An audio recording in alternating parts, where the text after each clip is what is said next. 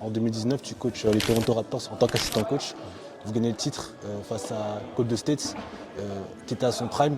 Il y a un joueur, Fred VanVleet, qui fait 1m83. Personne ne l'attendait un peu. Il se confronte à Curry et il arrive un peu à se démarquer. Et c'est un élément clé pour la victoire. Quand tu vois un joueur qui est short-handed, limité, qu'est-ce que tu peux donner comme conseil à un jeune joueur ici que tu as vu un peu les joueurs, un joueur qui est limité en taille? Sur quel aspect il doit travailler, toi qui as vu un peu Fred VanVleet? C'est une bonne question. Déjà, pour le dire, Fred, c'est l'un de mes favoris parce que, vous savez, en NBA, nous avons des grands staffs et Fred faisait partie des joueurs pour lesquels j'étais responsable.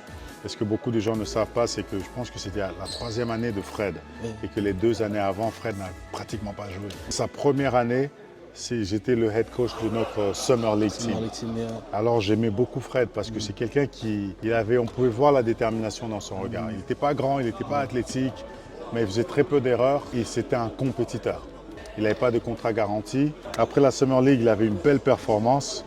Donc du coup, son contrat était garanti. C'était pas grand-chose, c'était pas beaucoup d'argent pour la NBA.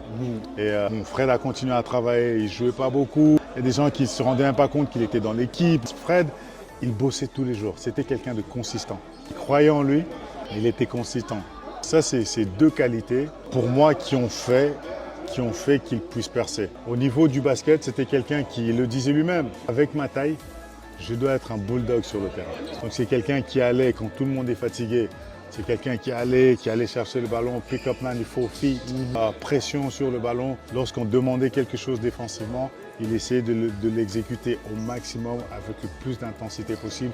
Et il embêtait tout le monde. Fred, sa valeur, c'était quoi? Même quand il ne jouait pas, on l'avait pour pouvoir pousser Kyle Lowry. Kyle Lowry qui était un vétéran. Alors Fred, tous les jours sur Carl, tous les jours sur Carl. Et Carl avait tellement de respect pour ça qu'il l'a pris sous son épaule. C'est avec cette mentalité, les coachs apprécient. Lorsqu'il y avait une opportunité, il jouait. Il avait beaucoup confiance en lui-même, mais il se rendait compte aussi de ses limites. Il n'a pas utilisé ça comme excuse. Ouais, mais je suis trop petit. Ouais, mais je ne suis pas assez grand.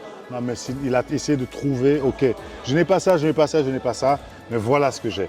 Et ce que j'ai, je vais le maximiser. Aujourd'hui, on voit ce qu'il est devenu. C'est une belle histoire.